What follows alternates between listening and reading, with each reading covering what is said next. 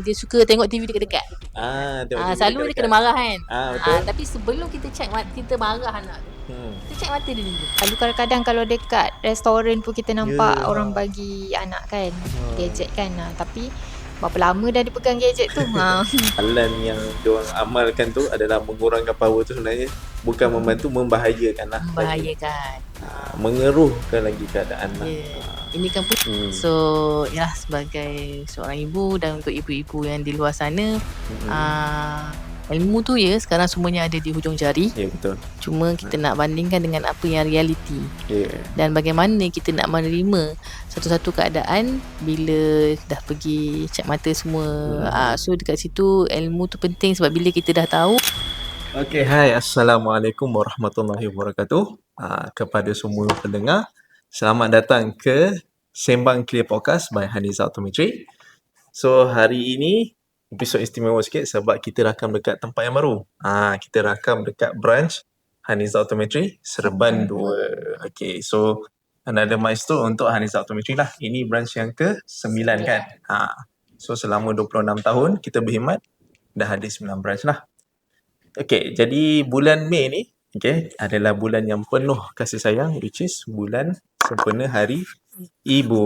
Jadi episod ni pun berkaitan dengan Hari Ibu tu lah. Okay, sebab kenapa? Okay, kalau korang nak tahu, ibu ni sebenarnya adalah pakar mata pertama untuk anak-anak. Sebab kenapa? Sebab ibu ni lah yang first akan kesan masalah mata anak-anak. Ibulah orang yang pertama akan ambil tindakan sebelum mereka anak-anak ni sampai ke praktis kami lah ataupun klinik mata lah. Okay. So bersama kita hari ni adalah dua ibu dan juga optometris. Jadi minta kenalkan lebih dulu. Boleh.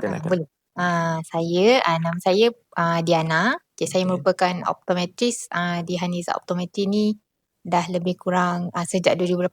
So lebih kurang 8 tahun lah. 8 tahun. Lama dah. Nama dia tu 8 tahun tu. Puan Norita pula. So saya optometris di Haniza Optometry. Saya dah bekerja sebagai seorang optometris ni dah lebih kurang dalam 25 tahun lah. Sebagai optometris di Haniza Optometry. Lama dah. Okay. So bukan setakat berkhidmat sebagai optometris, Puan Norita pun dah ada berapa orang anak? 4 orang anak. 4 orang anak. Okay. Puan Diana? Seorang. So mereka berdua adalah yang kita bawakan khas untuk episod ni. Sebab mereka berdua juga adalah ibu. Okay. Disebabkan topik kita ni adalah ibu pakar mata pertama untuk anak-anak. Okay. Jadi kita nak share ilmu lah dulu berkenaan mata anak-anak ni. Okay. So first kita nak tahu dulu macam mana mata anak-anak ni berkembang daripada lahir sampailah diorang membesar. Boleh share tak sikit Puan Norita dengan Puan Diana apa yang diorang berlaku sebenarnya dekat mata diorang ni?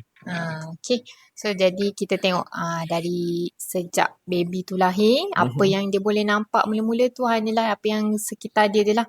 Iaitu muka mak dia. Semakin dia meningkat umur tu, dia akan sikit-sikit akan nampak jelas macam contoh objek bergerak. Kemudian barulah nampak warna. Dan dah nak masuk tadika macam tu. Dia akan lagi develop lah mata dia tu. Dia akan lagi develop lah mata dia. Sehingga dia nak masuk sekolah tu kan. Faham. Dari segi perkembangan, apa dia punya perkembangan power semua tu, Puan Norita Kita sambung lah. Okay. So biasanya kalau macam budak-budak ni yang kita katakan dia lahir secara untuk orang kata saiz bola mata yang normal. Okay. So biasanya bola mata anak-anak ni biasanya bila dia lahir dan bila dia develop dia akan memanjang. So biasanya bila kita akan check power dia sekitar umur dia macam 4-5 tahun tu, patutnya dia akan ada power kita macam +1 macam tu. And then bila dia masuk ke 6 tahun dia akan ada +0.75 macam tu. So biasanya kanak-kanak ni basically kalau dia datang and then macam kalau setakat power dia tu dia akan jadi sikit berubah. Tapi kalau katakan supposed to be kita kata okay, kalau 6 tahun patutnya dia ada +0.75. So biasa tu benda normal lah. Tapi kalau katakan masa dia datang umur 6 tahun tu power dia tu kosong. So, So kosong dia tak normal lah. mungkin dia dah tak normal lah Dah tak sebenarnya. normal Dia lah actually kan? dah ke arah rabun jauh dah tu. Hmm. Sebab bila lepas daripada kosong dia akan jadi minus. So minus ni dia akan jadi simptom untuk rabun jauh. Okay, faham. So dekat situ biasanya kalau katakan orang yang mendapatkan pemeriksaan mata awal, so kita dah boleh detect dah orang kata kecenderungan anak ni untuk jadi ke arah rabun Rabun jauh jauh ke, tu, faham. dia akan kita dah nampak daripada umur dia kecil-kecil tu. Kecil tu lah, faham. So, basically mata anak ni kalau secara general dia daripada lahir tu mata dia kecil lagi lah. Lepas tu makin lama akan memanjang. Bola mata besar tu lah. dia akan memanjang Memanjang. ikut perkembangan. Faham. So kita memang ada orang kata data yang normal. So bila datang so kita boleh comparekan. Comparekan dengan data yang normal tu lah. Faham. Sebab itu pentingnya kita kata kena datang check mata. Okay, faham. So macam tadi Puan Diana ada cakap kan. So anak-anak ni bila lahir dia nampak yang sekitar dia je. Macam mana tu? Maksudnya contoh kalau dalam train ke apa kan. Contoh ada baby, ibu dia dukung. Kalau kita agah dia tu sebenarnya dia tak nampak pun lah kita sebenarnya. Kalau kita jarak jauh memang dia Dia tak sebenarnya nampak lah. dia nampak pergerakan tu boleh nampak. Tapi dia suka sebab nampak pergerakan tu faham. lah. Bukan dia suka sebab muka kita ni comel lah. Okay, so kita dah faham dah. So ibu bapa di luar sana jangan expect tiba-tiba anak baru lahir korang dah terus daripada jauh anak saya tak nampak jauh. Sebenarnya tak. Daripada lahir dia punya jarak penglihatan tu sekitar dia saja, dekat-dekat sajalah. Macam Puan Norita pula cakap tadi, power pula dia ada normal value dia lah. So kalau kita check mata anak kita tu terkeluar daripada normal value tu, kena alert lah. Kan? Okay. So next, kita nak pergi kepada next punya soalan. Okay, tanda-tanda awal yang ibu-ibu di luar sana yang perlu awasi. Okay, yang kena alert lah. Apa yang anak-anak diorang buat, and then apa yang masalah berkaitan dengan tanda-tanda tersebut. Okay, boleh sambung, elaborate kan. Okay, kalau tanda-tanda awal biasanya yang kita jumpa kalau dia bawa anak dia kan, apa yang selalu dia komplain, tanda-tanda awal yang kita boleh tengok kat rumah dulu lah kan, macam mana adalah kalau anak tu gosok mata. Gosok mata yang bukan sikit-sikit lah, gosok sepuas hati ke kan, Walaupun tu macam kita contoh, kena tengok lah kenapa. faham. Okay. Ataupun selalu kecil-kecilkan mata nak tengok benda yang kita nak fokus jauh kan. Tapi itu bila dah umur dia biasa macam normal, sekolah rendah ataupun dah masuk sekolah tadika kan macam tu. Betul.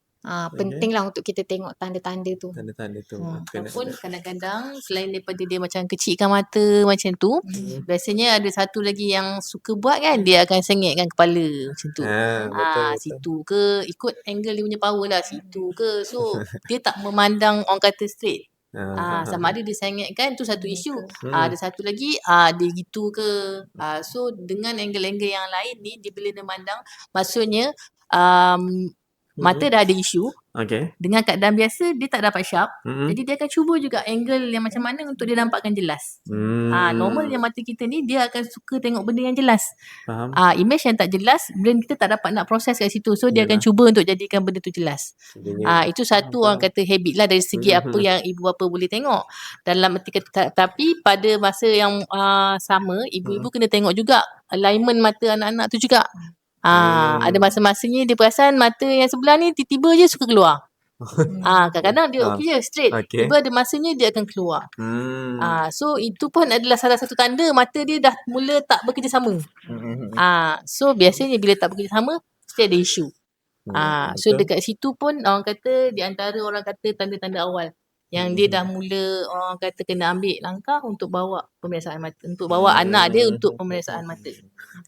So macam tadi Puan Diana cakap kan, gosok mata tu kan. So biasanya apa yang masalah mata yang boleh dikaitkan dengan habit gosok mata tu? Biasanya dia tak adalah spesifik ke arah masalah mata apa. Tapi kalau bila dia gosok mata, mungkin dia dah start ada rabun jauh. Jadi dia try untuk nak clearkan, fokus kan. Ataupun kesan kepada gosok mata tu pula, selalu orang cakap rabun silau. Boleh berlaku akibat daripada gosok mata tu jugalah. Faham. Biasa rabun jauh lah dan rabun silau tadi. Rabun estik sebenarnya tapi biasa orang ingat rabun silau Rabun tu. silau lah. Tu Ah, bahasa betul. bahasa Biasanya mudahnya kan lah. kalau katakan benda tu berterusan. Mhm. Berterusan dia dah jadi habit pula. Ya, betul. Jadi kita pergikan worst come to worst, apa dia boleh jadi sebab apa yang digosok kat situ adalah dia punya bahagian kornea depan. So benda tu kalau digosok dia akan kacau dia punya bentuk Bentuk tu lah. kelengkungan kornea ni, which is salah satu penyakit yang sepatutnya dia takkan dapat secara genetik. Dia boleh dapat sebab dia gosok mata. Iaitu kita panggil dia keratoconus. Banyak ada kes yang kita jumpa dan benda tu sayang lah, semata-mata sebab habit tu Dia dia jadi dapat penyakit tu. kesiannya. Kan? Yelah, sebab maybe mak dia ingat dia ni ada resdung ke apa, biar je lah dia gosok mata tu kan. Tapi Sepatutnya kita tak boleh biarkan. Kita kena betul, ambil langkah. faham. Kalau katakan dia allergic ke apa ke, kena jumpa doktor. So akan ada ubat untuk menghilangkan atau mengurangkan rasa gatal dia tu. Sebab habit yang berterusan gosok mata tu dia akan membawa kepada satu penyakit yang lain pula. Maksudnya benda ni sepatutnya kalau isunya rabun je kita boleh bagi dia semua mata. Tapi kalau dah masuk kepada bahagian penyakit, so itu lagi panjang ceritanya. So pencegahan kan lebih baik. Betul. Prevention is better than cure. So, just nak recap balik. Tanda-tanda tadi yang first macam habit gosok mata, gam mata kan. Lepas tu sengitkan kepala. Ataupun dia suka tengok TV dekat-dekat. Tengok TV Selalu dia dekat-dekat. kena marah kan. Betul. Tapi sebelum kita check kita marah anak tu, kita check mata dia dulu. Betul. Mungkin sebab dia kena tengok dekat tu sebab dia tak nampak. Dia tak nampak. Itu cara So budak tu nak atasi dia nak masalah tak atasi nampak sebab tu dia kan. nak tengok juga benda tu jelas. Yeah. Masa saya cakap dia akan berusaha juga untuk bagi image tu jelas. Macam antara orang kata kes yang macam yang puan jumpa lah. saya boleh share lah. Okay. So budak tu dia bila dia tengok nak tengok satu barang, contohkan dia nak tengok semut kan. Kata apa benda lah dia buat sampai menonggeng macam tu kan. So sebenarnya dia nak tengok semut tu. Tapi mak dia tak tahu. Sebab dia tak nampak. Dia tak nampak. Jadi bila kita buat screening, kita check mata, power dia adalah 800. Itu first time dapat detect tu. First time detect dah 800 So jadi memang mak dia kata memang habit dia semua nak tengok dekat-dekat. Yelah. So sebab apa? Sebab power dia memang dah tinggi. So bila dah tinggi, jauh-jauh macam ni dia dah tak nampak. So kesian lah. So dunia dia memang adalah benda yang dekat-dekat dengan dia je. Dia dah macam baby tadi lah. So patutnya bila macam 8-9 tahun dia dah ada vision yang bagus kan. Tapi kalau dia ada habit-habit yang macam tu, memang kena bawa awal lah. Okay. So macam ibu-ibu, ingatlah tanda-tanda tadi. Kalau dia bukan setakat yang tadi kami cakap tu lah. Kalau ibu kan ada insting kan. Kalau nampak je macam habit anak tu di luar kebiasaan. Dan kalau ada juga lagi. Ada lagi. Satu lagi benda yang orang kata sekarang ni agak popular. Biasanya adalah macam pening kepala. Pening kepala, ya. Ataupun sakit kepala. Kan? Betul. Sekarang ni kan zaman orang tengok banyak kita bagi gadget kan. So kat situ dia akan mengganggu kita punya kekuatan otak mata. So paling senang dia akan trigger adalah pening kepala lah. So yang biasanya simptom sakit kepala tu related dengan masalah otak mata biasanya kan. Dia memang biasanya kalau sakit kepala first memang kita akan check mata dulu. Okay, faham. Okay. Jadi kita dah tahu dah apa tanda-tanda awal semua kan. Ada apa masalah yang kita boleh kaitkan dengan tanda-tanda tadi. Jadi kita nak share juga apa langkah yang boleh dibuat oleh ibu-ibu di luar sana untuk menjaga kesihatan mata anak-anak. Boleh share kan? Antara langkah-langkah yang boleh dibuat sebenarnya kita bawa anak yang paling basic lah kan. Bawa untuk check mata lah. Biasanya kalau untuk first time tu bila dia nak mula sekolah tu bawa lah. Biasanya sebelum umur macam 3-4 tahun pun dah boleh. Kita punya pemeriksaan mata dekat sini kita boleh tengok dekat dalam mata dia. So kita dah boleh tengok dah anggaran power dia dekat situ dah berapa. Yelah sebab macam normal atau tak. 3 atau 4 tahun sebab banyak juga perspektif daripada masyarakat dia cakap anak saya muda lagi. Kecil lagi tak payah check lah. Betul. Tak Tapi masalah kita kat lah tu sini kan. boleh check. Bawa je. Sebab kita nak berjaga-jaga. Ya, So betul. bila kita dah tahu kalau dia normal, Alhamdulillah. Just kita first kita bawa dia cek mata daripada peringkat usia macam tu. Yang kedua, pemeriksaan mata secara berkala. 6 bulan sekali. Betul. Lepas tu bila dah besar sikit, setahun sekali. Sebab pemeriksaan ni adalah penting untuk memastikan perkembangan mata dia normal lah.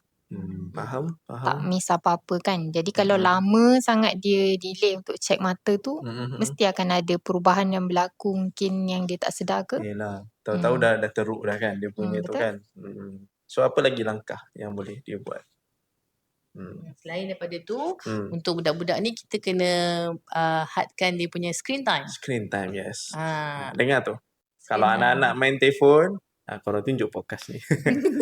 So berapa lama jangan. biasanya? Biasanya maksimum pun kita bagi 2 jam. Tapi ikut umur jugalah. Biasa kalau dah sekolah rendah tu bolehlah nak 2 jam tu.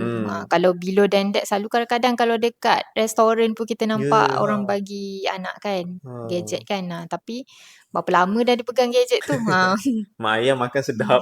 Dan Kesian. juga bila kita bercakap kita nak kurangkan benda tu kat situ, so satu lagi yang kita kena bagi kepada anak-anak ialah outdoor. Faham. So outdoor maksudnya untuk bagi dia masa bermain dekat luar. Sebab biasanya bila dekat luar tu mata tu dia akan lagi relax lah. So tu outdoor pun minimum 2 jam. Kalau tadi maksimum 2 jam So kalau untuk outdoor dia minimum 2 jam. Jadi kalau ada ibu-ibu dekat luar sana dengar podcast ni, okay, kembalikanlah masa main anak-anak dekat luar tu. Betul. Paksa, marah je diorang. Sekarang ni budak-budak kita kena marah. Bodoh nak main kat luar kan. Kalau kita dulu, kita sebagai ibu bapa kita kena bawa lah. ya betul. Itu pun masa kita punya spend time juga. Bonding time kan. Okay. So ada apa-apa lagi ke langkah-langkah yang Puan Norita dengan Puan Diana nak share ke untuk ibu-ibu? Mungkin antara kalau tengok kan dari segi risiko rabun jauh ke, yang mana kalau parents sendiri memang pakai cermin mata, sangatlah penting untuk bawa anak tu lebih cepat lah. Kena. Risikonya berkali-kali ganda kan. Saya nak tambah jugalah. Antara langkah yang penting sebenarnya is sebagai ibu bapa ni kita kena equip diri kita dengan ilmu juga sebenarnya. Bukannya faham nak jadi ibu bapa ni. Saya pun belum lagi, bahkan insyaAllah. Cuma apa yang saya faham is nak jadi ibu bapa ni kita tak ada guideline yang tetap. Cuma apa yang boleh kita buat is penuhkan diri kita dengan ilmu lah berkenaan kesihatan anak-anak kita ni. Okay. So next kita nak sambung. Tadi kita dah cerita penjagaan apa semua. Okay. Apa jadi kalau ibu-ibu ni ataupun tak kisahlah, takkan kita nak tak tanggungjawab dekat ibu seorang kan. Bapa pun kena bertanggungjawab. Okay. Apa akibat kalau kita abaikan penjagaan mata anak? Ada tak? Mesti ada. Apa yang So kalau katakan di antara akibat dia yang orang kata yang paling common, kalau katakan budak tu rabun jauh macam saya cakap tadi, power dia 800 macam tu kan, baru detect. Okey, kalau katakan pada peringkat awal kita detect, kita dah boleh monitor, kita cuba nak elakkan dia daripada jadi lazy eye. Betul. Lazy eye ni kena faham. Kadang-kadang ada orang masih lagi keliru. Lazy eye ni apa Kenapa mata dia malas? Katakan. Ada kes-kes yang kita jumpa kan. Dia kata, anak saya ni lazy eye ni. Anak puan pernah pakai cermin mata ke? Tak pernah. Habis tu kalau tak pernah pakai, mana mungkin kita tahu dia lazy eye ke tidak? Ya, betul. So lazy eye ni ataupun mungkin bahasa Melayu kalau kita ni bagi mata malas kan. So biasanya dia adalah disebab sebab rabun jauh yang kita lambat kita betulkan. So bila kita dah lambat kita betulkan, maksudnya orang kata komunikasi untuk mata tu dapat image yang jelas tu, kita bagilah power yang macam mana pun dia tak dapat lagi untuk dapatkan normal vision yang sepatutnya dapat. So dekat situ contoh kalau katakan dah mata vision tu dah sebelah jelas, sebelah kabur. So sebelah dah lazy eye. So bila sebelah dah lazy eye, dia akan jadi isu pula dari segi dia punya binocular. 3D pun akan efek juga. Banyak. 3D akan efek. Kita jangan fikir waktu budak-budak tu kecil je. Kita kena fikir anak kita bila besar nak bawa kereta semua. So perlu 3D tu untuk bila dia nak drive ataupun Faham. mungkin nak jadi ahli sukan. Ahli sukan lagi kena jaga dua-dua mata. Kena Yelah. bagus, kena sharp. Yelah. So satu yang paling popular adalah lazy eye lah. Okay. Tapi kadang-kadang orang kata tak apa, mata sebelah degi, nampak je lagi. Kan? So efek dia nanti bila penggunaan sebelah mata dia akan jadi macam kesan yang saya cakap tadi. Banyaklah. Kalau katakan dia adalah kedua-dua belah mata, so dia akan jadi biasa yang kita biasa jumpa adalah dia punya performance akademik dia akan menurun. Yelah, dia maybe mak ayah akan cakap, oh anak saya ni malas lah belajar. Ya. Tapi boleh jadi sebenarnya Sebab dia tak dia nampak. tak nampak mata. Orang dah nampak dah tu A. Dia tak dapat nampak. lagi tu A. So Tahu-tahu masuk kelas peralihan je. secara tak langsung dia being at a Slow disadvantage learner. lah. Kekurangan lah banding dengan kawan dia kan. Ya. Sebab orang dah dapat dah image tu, tapi dia tak dapat. Rugi lah. Rugi lah. So kat situ kita tak kata semua, tapi kebanyakan daripada orang kata masalah performance akademik ni kita masih lagi boleh baiki dengan kita check lah benda-benda ni. Ya, betul. So mak ayah, ibu-ibu semua, bapa, kalau anak tu result akademik tu drop ataupun merosot semua, jangan terus marah. Check dulu macam mana diorang punya penglihatan, nampak ke tak kan. So ada lagi tak Puan Diana akibat yang rasanya boleh berlaku kalau kita tak abaikan penjagaan mata? Biasanya kalau macam kita abaikan tadi, macam Puan Norita ada cakap juga pasal mata tu kan, akan apa, dia boleh jadi juling lah. Jadi juling. Dia kan tadi macam pasal 3D effect semua. Selain tu kalau macam kalau long term effect dia, kalau untuk yang progression untuk rabun jauh kan, kita akan effect saraf jugalah. Pasal saraf tu. Macam mana dia boleh efek saraf? Sebab bila pemanjangan bola mata tu berlaku, dia akan berlaku dengan drastik bila dia tak dapat spek kan. Macam ni. Dia akan memanjang lah. Betul, memanjang. Jadi dia akan efek pada bahagian belakang mata tu sebab dia makin menipis, boleh jadi terkoyak. Tapi tu memang kita jarang dengar, tapi boleh berlaku. Possible lah. Possible. Bila kita abaikan pemeriksaan mata ni lah. Ada beberapa kes yang baru kita dapat. Okay. Power anak mata, bila bawa check, power anak dia 500. Tapi tak nak bagi 500. Bagi 300 je. Minta diskaun. Tapi kita kena ingat bila kita tak bagi image tu dengan jelas dekat dia, dia akan ada effort. Dia kena buat effort untuk dapatkan image yang jelas. Faham. So itu yang kata bila kita tak bagi spek dekat budak-budak, orang kata anak saya kecil lagi, saya tak perlu pakai kacamata, tapi dia biarkan anak dia langkat dalam kabur. Bila anak tu dibiarkan langkat dalam kabur, dia akan memaksa mata dia nak tengok juga image tu. Faham. So peningkatan power dia akan jadi lagi teruk daripada budak-budak yang pakai spek ni. So itu yang kalau boleh kita nak elakkan power tu jadi lagi tinggi kan. So dia akan orang kata cuba apa cara untuk menjelaskan juga. Untuk menjelaskan juga itu. So macam amalan yang diorang amalkan tu adalah mengurangkan power tu, sebenarnya bukan membantu, membahayakan lah. Membahayakan. Mengeruhkan lagi keadaan lah. Ini kan pula kalau tak bagi langsung, lagilah teruk. Lagi kesian kan. Faham. So banyak sebenarnya akibat-akibat ni. Kalau macam Puan Diana dengan Puan Norita cerita tadi, macam risaulah. Mungkin disebabkan satu keputusan salah, which is tak nak buat cermin mata at the crucial age, menjadikan motivasi anak-anak tu rendah untuk belajar. Betul. Sekaligus melimitkan kurang dia confident. Kurang confident. Sudahnya sampai ke besar, sampai nak bekerja pun dia jadi kurang confident. Dia akan jadi kurang confident. Setiap kali dia cakap kawan dia kata tu bukan. Tu adalah Z, kata kan. Contoh. So kesianlah dekat anak-anak ni. Jadi mak ayah, sebab saya jumpa juga dekat social media, ramai yang menyatakan rasa kesal. Okay, dia macam takut. Okay, anak dia dah start pakai cermin mata, macam mana nak buat? Ataupun anak dia dah start dapat komplain kabur. Tapi pergi kedai spek, cakap, tak boleh check muda sangat, kena jumpa doktor pakar terus. So sebenarnya tak perlu pun jumpa doktor pakar, boleh nak jumpa. Tapi kepada ibu-ibu di luar sana, boleh pergi mana-mana praktis optometri sebenarnya mereka boleh check. Tak perlu macam rasa takut, tak perlu rasa risau macam lost lah. Sebenarnya banyak sebenarnya pihak yang boleh membantu. Betul. Okay. Macam kami di Haris Optometri juga, kita ada macam-macam test cara untuk kita check mata anak-anak tu lah. Gaya. Macam-macam gaya dia, betul. Test tu adalah sampai berpuluh-puluh test kita akan buat nanti. Buat sampai dapat Yeah. untuk dapat tahu apa masalah mata. Betul.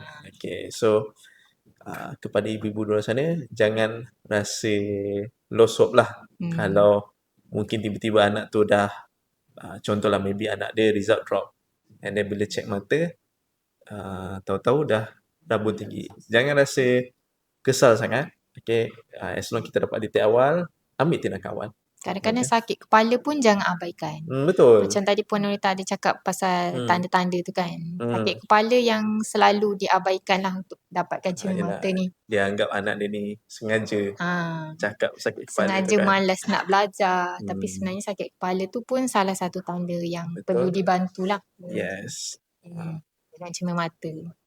So tadi kita dah cerita pasal akibat dan kesan kalau ibu bapa mengabaikan penjagaan mata anak-anak ni lah. Okay. Next, okay, sebelum kita tutup kita punya podcast ni, okay, nak minta Puan Diana dengan Puan Nurita sebagai seorang ibu mesti ada macam perasaan connection juga kan kalau kita ada customer yang buat macam tu untuk anak. Okay, boleh share tak sikit cerita yang Puan rasa menyentuh hati ataupun memberi inspirasi kepada Puan Nurita dengan Puan Diana untuk terus berkhidmat untuk bagi cermin mata tu dekat parents. Untuk anak-anak.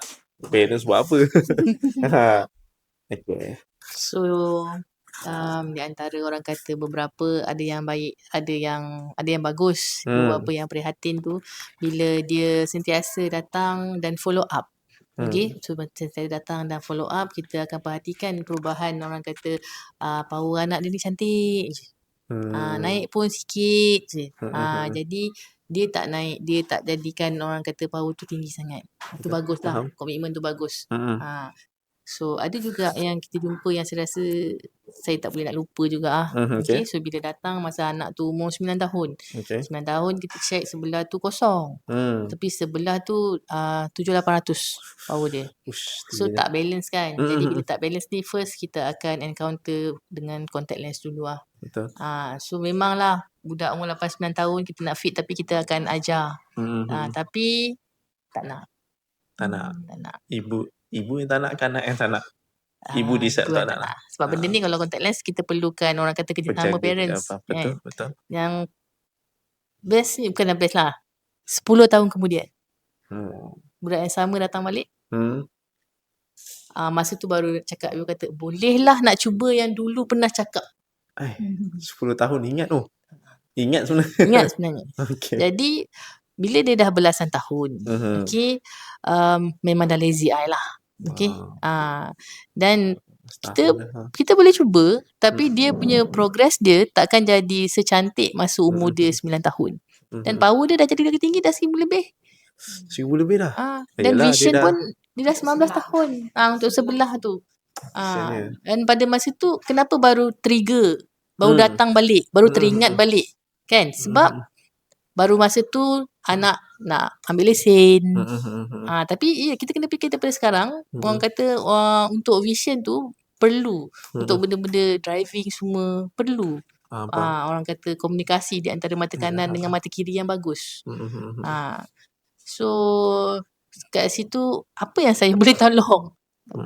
So kita tak boleh, maksudnya masih boleh ditolong tapi tak dapatlah secantik kalau kita dah start benda tu daripada awal. So macam tu lah kisahnya. So macam agak dah terlambat kan. Dah 10 tahun. Tapi yang bagusnya mak dia ingat. Saya kalau yang tahun lepas cakap dah lupa dah tu. Sebab sistem kita memang kita ada record. Kan? History tu penting. Betul. Jadi dekat situ kita memang akan follow up. So bila kita dah tahu record daripada kecil macam mana sampai dia besar kan. Benda tu memang penting lah. Kalau katakan daripada kecil memang dia dah ada record dengan kita, vision memang dah cantik, dah 6/6 semua, tiba-tiba katakan tak datang jumpa kita. Datang ada seorang tu lah datang balik dia kata, "Oh, sekarang saya lazy eye." Saya kata. Tiba-tiba je Dia dia pula lazy cakap. eye. Okey, kenapa? Sebab mata ni kurang jelas. Okey, bila kita check memang vision dia drop. Tapi kalau kita dah ada record awal yang menunjukkan vision dia bagus, maksudnya kat situ apa? Vision dia dah menurun, menunjukkan ada something is going on belakang mata. Which is memang kita tak boleh biarkan lah. Tak boleh. Dia tak semudah itu dia akan jadi lazy eye. Daripada awal tu dah elok, tiba-tiba nak jadi lazy eye. Itu bukan lazy eye lah. Betul. Itu maksudnya vision dia drop oleh masalah penyakit yang lain. Lagi kita tak boleh biarkan juga. Ya, betul. Okay. Puan Diana pula macam mana? Saya ada satu kes yang saya rasa yang recently lah kan, yang baru-baru ada budak ni umur 4 tahun. First dia datang tu umur dia baru 4 tahun lah, mak dia bawa. Yang paling saya rasa macam bagus lah sebab baru umur 4 tahun mak ayahnya concern untuk bawa kan dengan atas simptom yang dia nampak dekat rumah. Yang macam kita ada sebut tadi kan, mungkin memang mak ayah dia ni peka lah.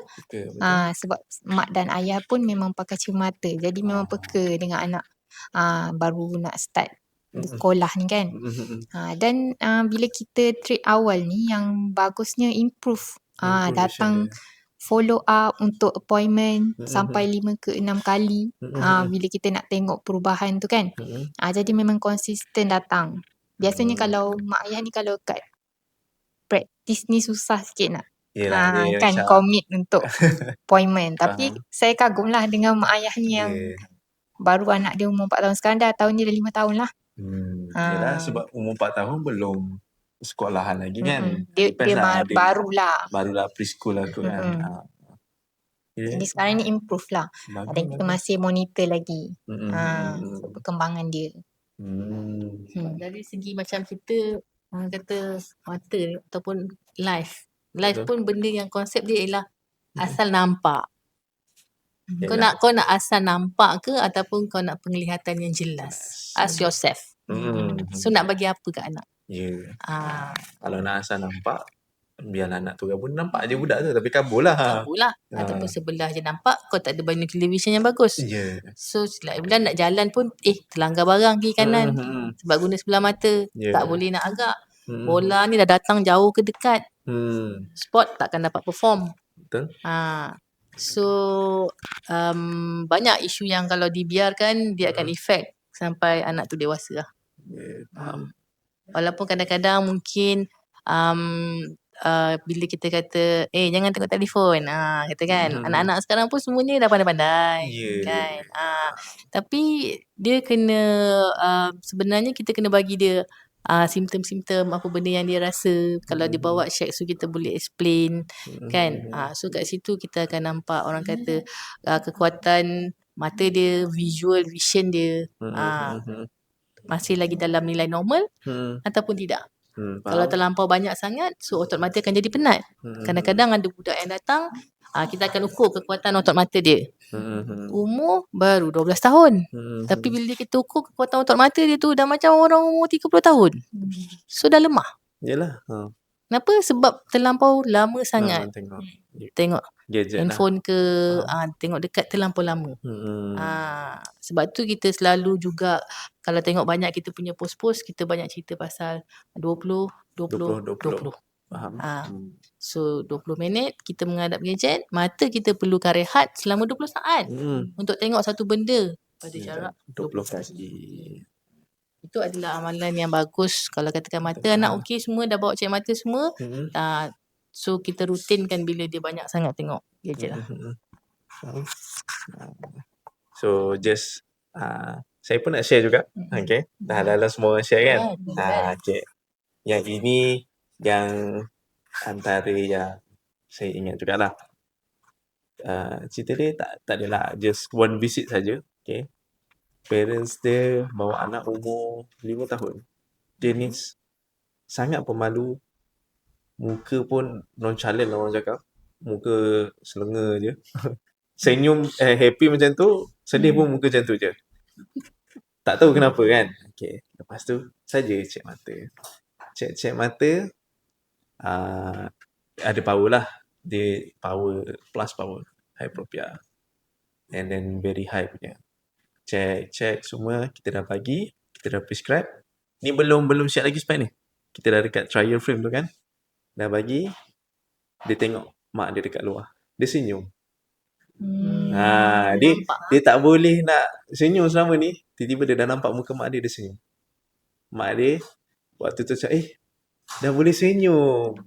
So macam menarik lah. Interaction dekat situ macam Expression dia yes, dia expression tu lah yang saya rasa macam susah nak dapat. Macam disebabkan ibu tu dia bawa anak dia cek mata. Yelah tengok, disebabkan dia tak nampak, dia jadi macam tak tahu nak expresskan diri dia macam mana. Mungkin muka ibu dia pun dia tak pernah nampak selama ni. So disebabkan tu dia dah nampak muka ibu yang sebenar.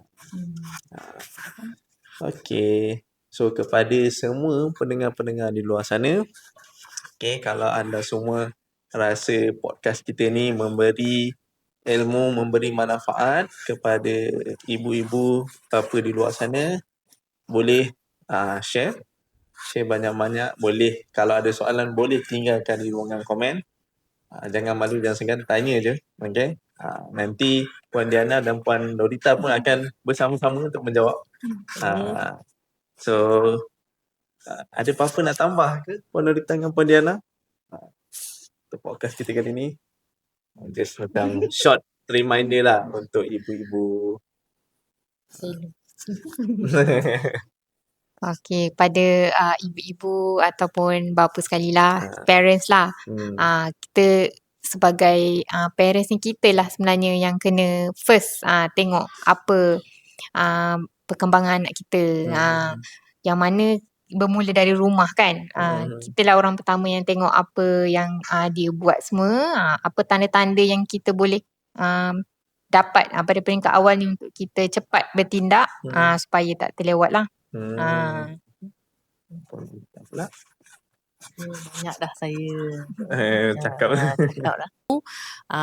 Apa keperluan untuk anak kita. So kita kena bersedia lah untuk bagi. Dan kalau katakan kita tak nak bagi, so kita juga perlu bersedia dengan apa juga kesan-kesan. Kena tahu juga kalau kita tak bagi sekarang, apa kesan dia. Kalau kita tak bawa sekarang, apa kesan dia. So jadi ingatlah, daripada satu keputusan tu boleh membentuk masa depan anak-anak lah, sama ada ke arah yang lebih baik ataupun ke arah yang lebih merisaukan. Okay, itu sahaja daripada kami hari ini. So saya tak perkenalkan diri saya. Dah hujung pun nak kenalkan diri. Saya Aiman Fitri, optometris, and then selaku host untuk Sembang Clear by Sembang Clear Podcast by Hanis Optometry. Terima kasih kepada Puan Dorita dan Puan Diana sebab sudi untuk bersama-sama hari ini. Okay, kita membincangkan, kita memberi ilmu kepada ibu-ibu di luar sana. And then nak ucap selamat Hari Ibu. Okay, terima kasih kepada ibu-ibu di luar sana. Terima kasih Puan Dorita, terima kasih Puan Diana sebab telah menjadi ibu yang baik. Telah membesarkan anak-anak, walaupun masing-masing ialah kita ada kekurangan, tapi kita semua mencuba untuk menjadi lebih baik. Okey, itu sahaja. Terima kasih. Okay. Assalamualaikum semua. Bye.